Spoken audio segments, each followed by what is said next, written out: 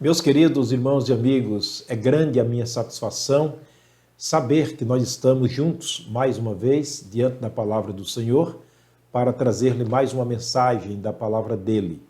Tenho me preocupado bastante com aqueles que estão me assistindo, sei que hoje são centenas e até milhares de pessoas que me assistem através deste canal, Encontro com a Verdade, através da palavra do Senhor.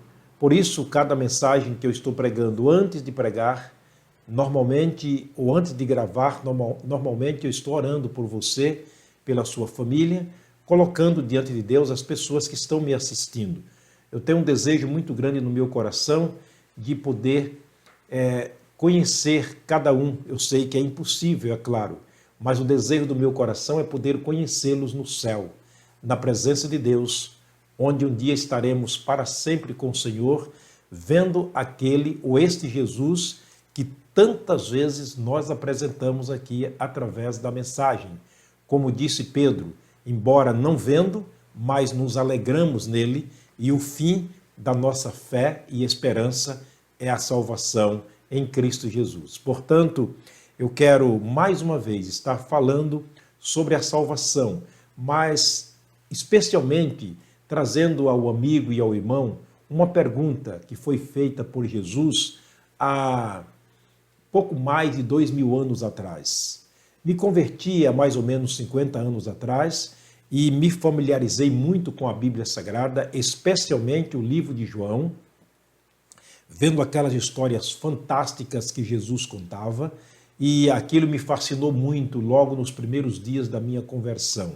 E aquilo me levou a um estudo profundo da Bíblia, a um conhecimento mais perto do Senhor através da Bíblia, e eu lia a Bíblia todos os dias, como faço ainda hoje, e continuo lendo, porque a Bíblia Sagrada é uma fonte inesgotável. Olha, uma pergunta feita por Jesus há pouco mais de 2000 anos. Essa pergunta ainda repercute nos nossos ouvidos como se ele estivesse falando hoje. Cada vez que eu a leio, parece que eu estou ouvindo Jesus falar. Eu espero que nesses dias, quando estaremos tratando deste assunto, Deus esteja pessoalmente falando ao teu coração, falando à tua alma. Você já parou para pensar no valor da alma?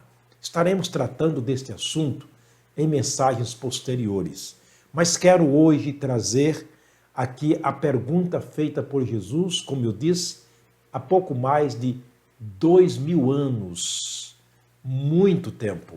Mas a Bíblia, ela sempre é atual e atualizada. Vamos lá. Jesus fez a pergunta e Mateus escreveu, registrou essa pergunta no capítulo 16, versículo 26 do Evangelho segundo Mateus. Olha a pergunta de Jesus. Pois que aproveita ao homem ganhar o mundo inteiro se perder a sua alma? São duas perguntas interessantes. A segunda pergunta que está no mesmo versículo. Ou, que daria o homem em recompensa da sua alma? Você percebe que Jesus dá ênfase aqui à alma, o espírito do homem? Qual o valor que Jesus via na alma e no espírito do homem? Você já parou para pensar sobre isto? Paulo nos adverte dizendo que nós carregamos um tesouro em vaso de barro. Um tesouro de ouro em vaso de barro.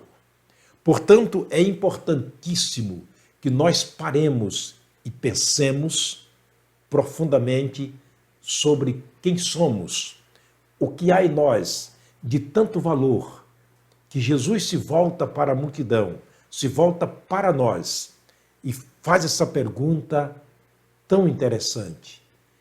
Aproveitaria alguma coisa vocês ganhar o mundo inteiro e perder a alma de vocês? Ou o que vocês dariam em troca da alma de vocês? Olha, Eu vejo aqui 4 coisas que são profundamente importantes nesse versículo. Primeira coisa que eu vejo aqui nesse versículo é que é uma pergunta carregada de um grito de alerta. Cuidado, vocês estão carregando um tesouro em vaso de barro. Vocês têm uma alma que é preciosíssima.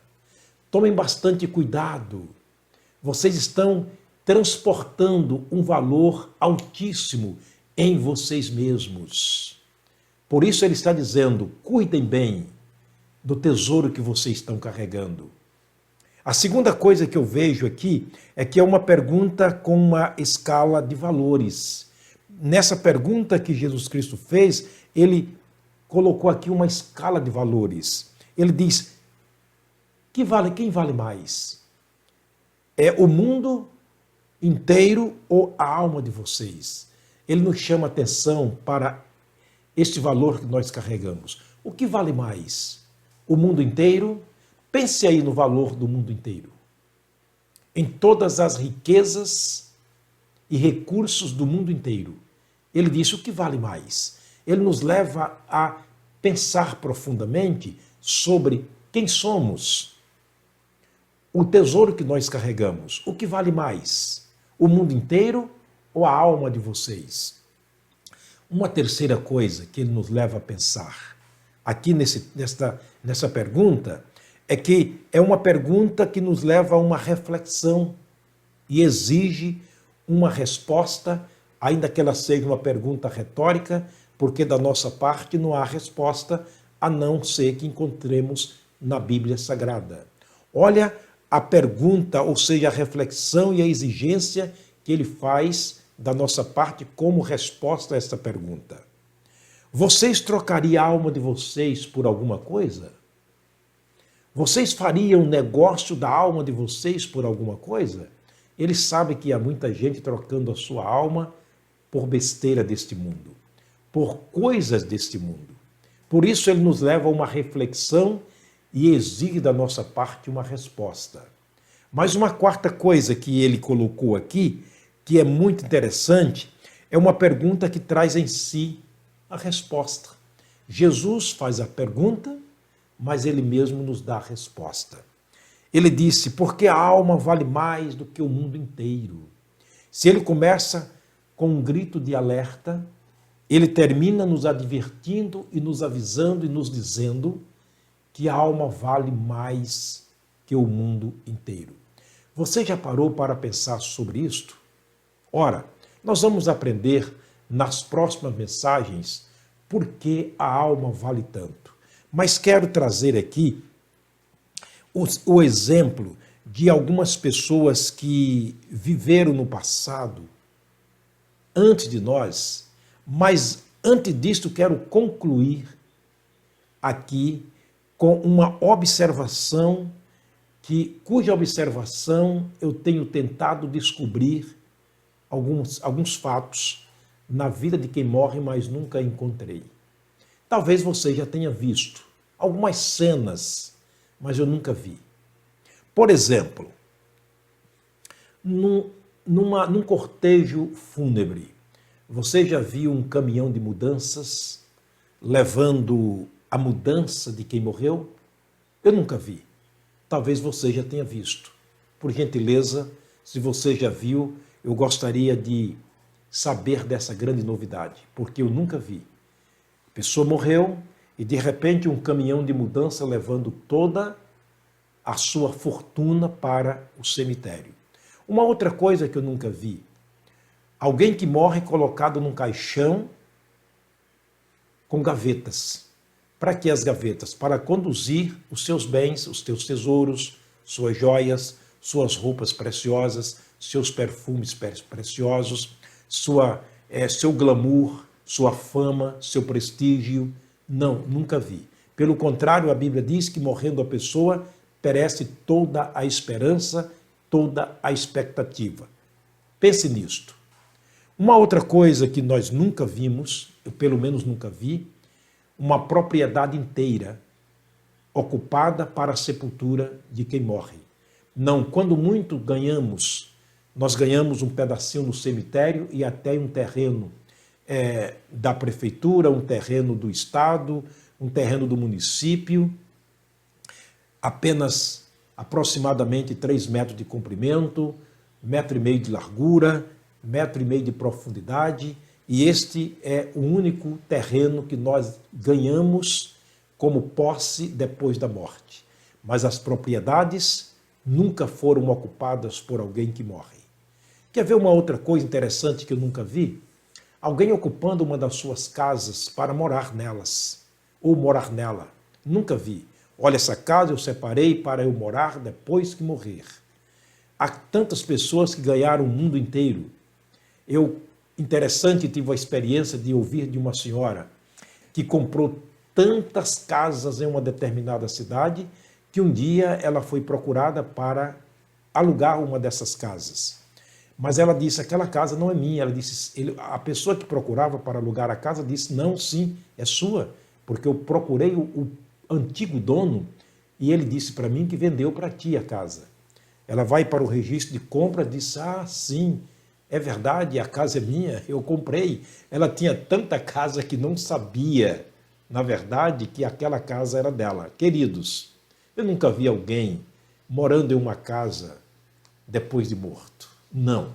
É claro que nós temos uma casa construída não por mãos, eterna nos céus.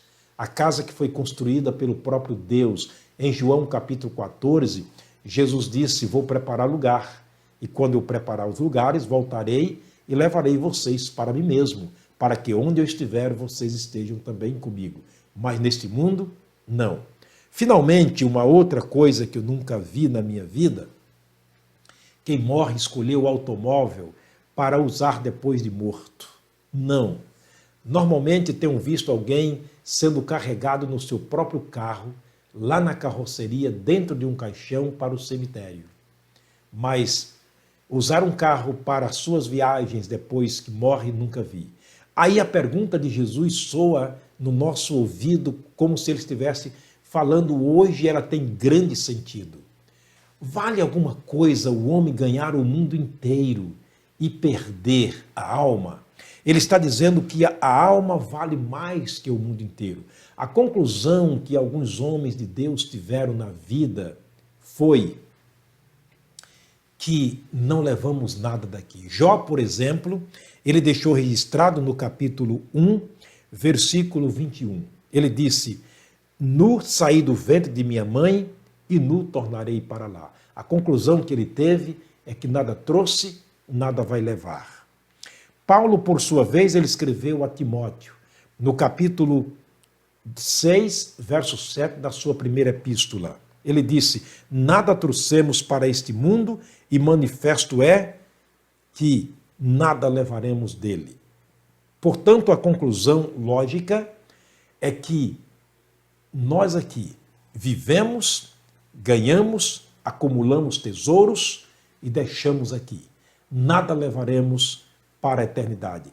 Pense, por favor, pense profundamente no que a palavra de Deus fala sobre a nossa alma. Eu quero terminar a nossa reflexão no livro de Eclesiastes. É um livro escrito por Salomão, o maior de todos os homens, ou seja, o homem mais rico da época.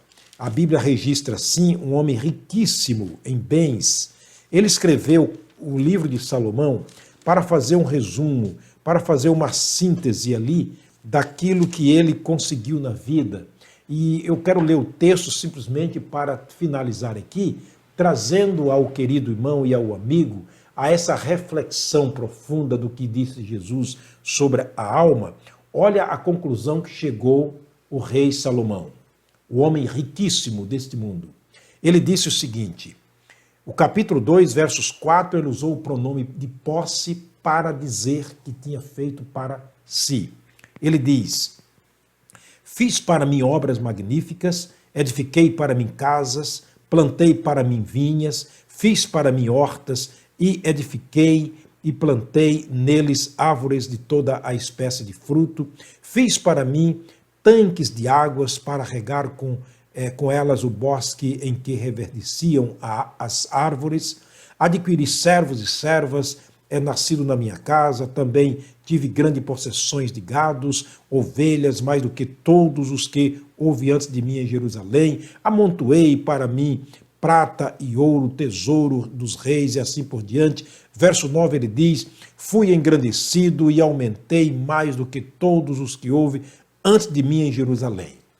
Ele disse, fui muito rico. Chega no verso 11, ele diz, e olhei para todas as obras que fez as minhas mãos, ou que fizeram as minhas mãos, como também para o trabalho que eu, trabalhando, tinha feito. Observa que ele diz que conseguiu com o trabalho. Ele ganhou a riqueza de maneira honesta. Não foi uma riqueza fraudulenta. Ele ganhou de maneira honesta, com o suor do rosto, conforme a ordem de Jesus, de Deus a Adão, no capítulo 3 de Gênesis. Ele disse, trabalhando com as minhas mãos, fazendo com as minhas mãos. Eu parei um momento e olhei para tudo aquilo que eu tinha feito, e eis que tudo era vaidade e aflição de espírito, e que proveito nenhum havia debaixo do sol. Mais uma vez, a pergunta de Jesus faz sentido às nossas vidas. Vale a pena ganhar o mundo inteiro e perder a alma?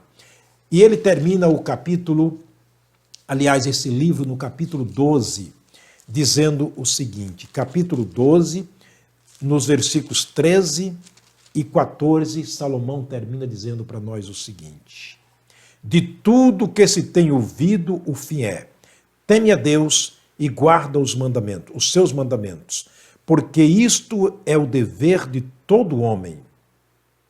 Verso 14, porque Deus há de trazer a juízo a toda obra, e até tudo que está encoberto, quer seja bom, quer seja mal. Meu querido, pare para pensar sobre a sua alma, esse tesouro de grande valor, de valor inestimável, de valor incalculável. A alma não tem preço. Jesus disse isto, vale mais que o mundo inteiro. A sua alma já é salva em Cristo Jesus ou ainda continua uma alma perdida neste mundo? Que Deus te abençoe, que Deus possa levar você a uma profunda reflexão sobre o valor da alma. O Senhor levante sobre ti o seu rosto e te dê a paz. O Senhor te conduza através da orientação e da luz da sua palavra. Até a próxima mensagem, se o Senhor nos permitir.